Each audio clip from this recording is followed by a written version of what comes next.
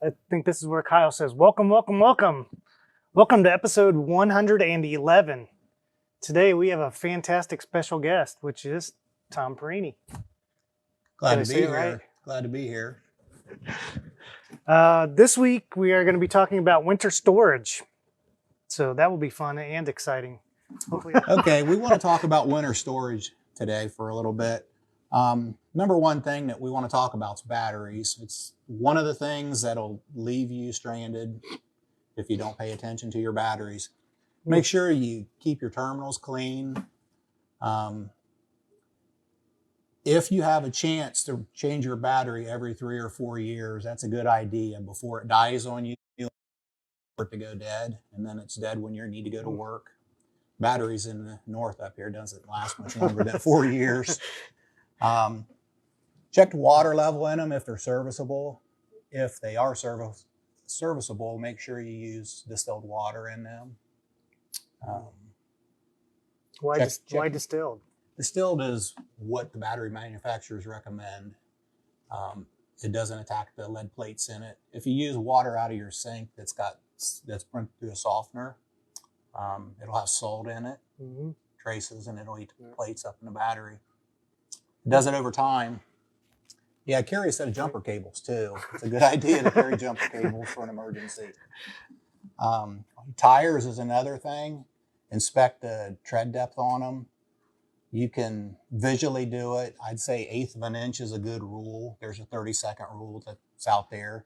A lot of the new tire gauges also have tread depth gauges built in them, so that you can check your tire depth with the same tool you use to check your air pressure. Nice.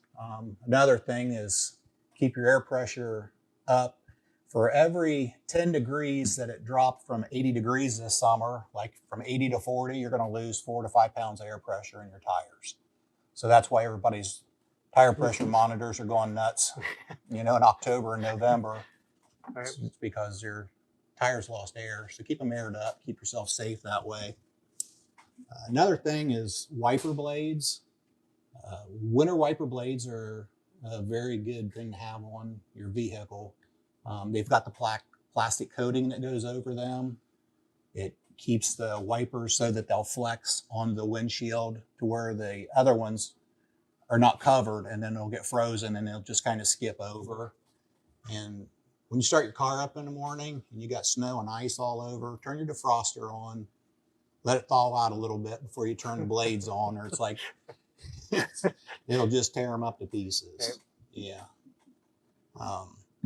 Block heaters, if you got a block heater, one way to test it is with an ohm meter, if you know how to use an ohm meter to test it for continuity. If you don't, just pick a day when it's cold and plug it in, and when you plug it in, it should snap or pop. You should see a little arc.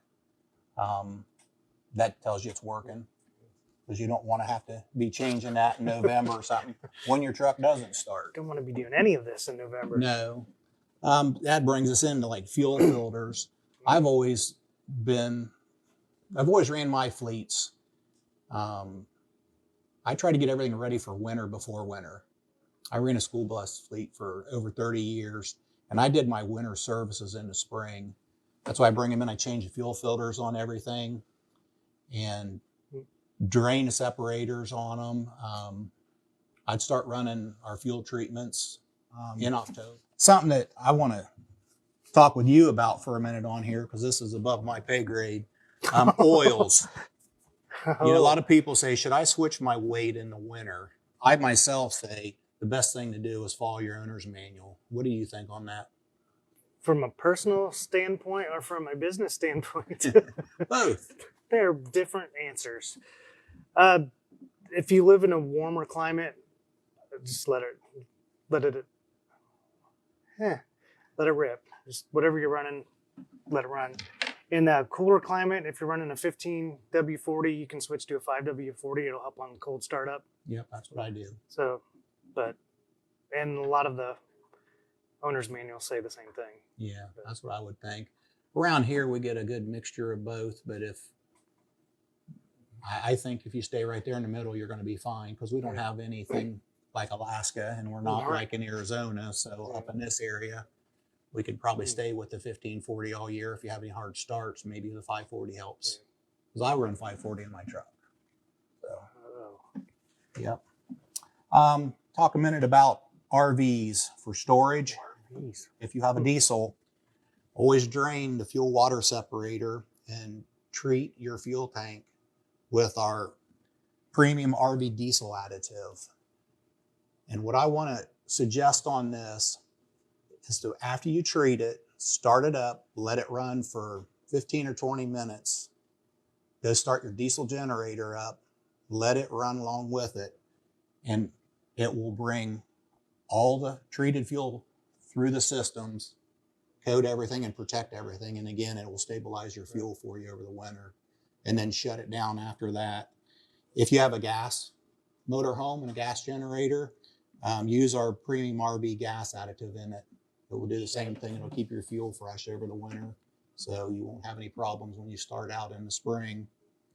And last but not least is, a lot of people don't pay attention to it. We talked earlier about antifreeze concentration. Everybody just kind of looks at it and says, I got antifreeze in there. But if you got a vehicle you don't know anything about, you just bought a used vehicle for your son or daughter or your wife or whatever, it won't hurt to take and check the concentration, make sure it's at least -30. So you don't want anything froze up and broken. Nah. I spent a lot of time this summer working on boats that people didn't winterize properly, and cost you a lot of money to make mistakes. Oh, absolutely. Yes. Got a few engine blocks in the garage that may have been neglected and froze. Yep. On the RVs, we also have a good product out there. I think, where's that? Back here. Oh. On your slides and all your hinges and everything, you can read them to me. You get a lot of wear and tear on those over the winter, over the summer. Take and coat your cables and all your slide mechanisms with this product here. It does a great job. Where the slides go in and out, a lot of places it's metal to metal, and you'll see shiny spots on there from where it's wore the paint off and the grease, and you just put it away like that and it's going to rust. But this will coat it, and it will stick to it, and it won't run off. I guarantee you it won't run off. You can spray it and spray it and spray it, and it won't run on the ground. So that's a great product that we've just developed here, and works real good on the slide outs. RV gas additive versus gasoline extreme. Which is the best to use as a winter stabilizer? That's yours. I know I asked you yesterday, and you told me that. Right. So the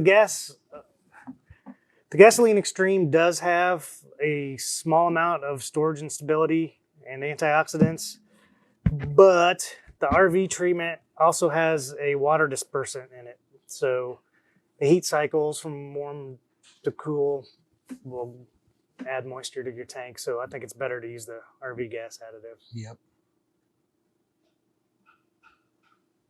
Yeah, put it in all your farm equipment, Josh. All your little pumps and generators.